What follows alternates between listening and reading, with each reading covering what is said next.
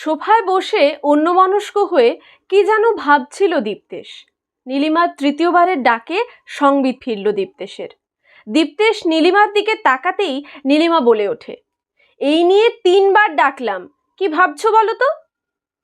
আচ্ছা নীলিমা, পর্ণা যেন অষ্টমঙ্গলায় কবে আসছে? সামনের সোমবার, তাই না? 5 দিন হলো দীপ্তেশ আর নীলিমার একমাত্র মেয়ে পর্ণার বিয়ে হয়েছে। আত্মীয় স্বজন 2-1 যারা ছিল তারা আজ সকালেই চলে গেছে। কেউ দেখলে বলবে না যে 5 দিন আগে এই বাড়িটাতেই হই হুল্লোড়ে মেতে উঠেছিল সবাই। দীপ্তেশের এমন কথায় নীলিমা বলল, কতবার বলবো বলো তো? এই তো সকালেই বললাম।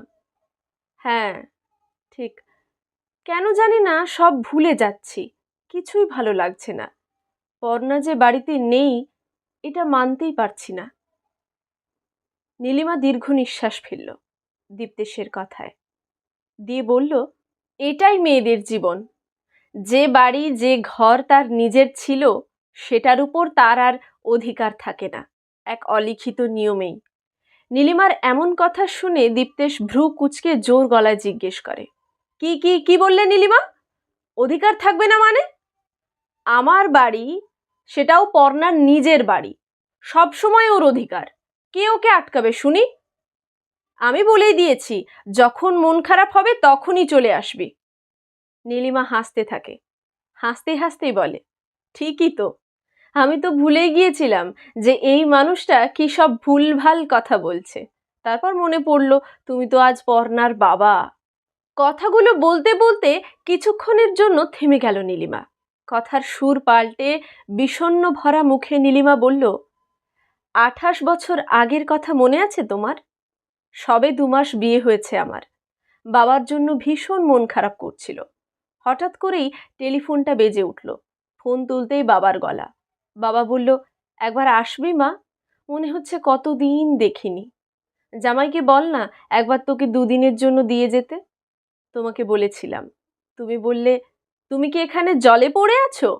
কি অসুবিধা হচ্ছে বলো? এই তো কদিন আগেই ঘুরে এলে।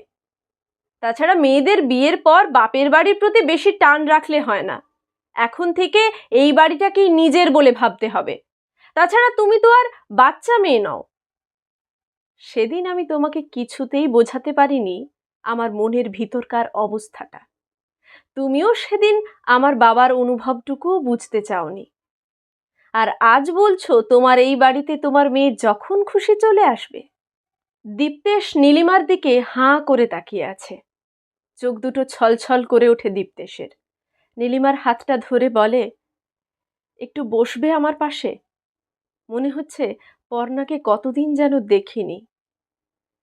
নীলিমা, মেয়েদের বিয়ের পর বুঝি নিজের মেয়ে আর নিজের থাকে না?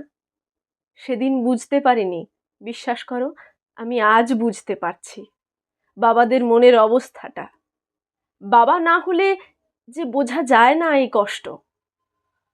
আমাকে ক্ষমা করো নীলিমা, নিজের মেয়েকে পর করতে পারবো না, কিছুতেই না। নমস্কার। কলমে সরজিৎ ঘোষ, কণ্ঠে আমি শ্রাবন্তী হালদার।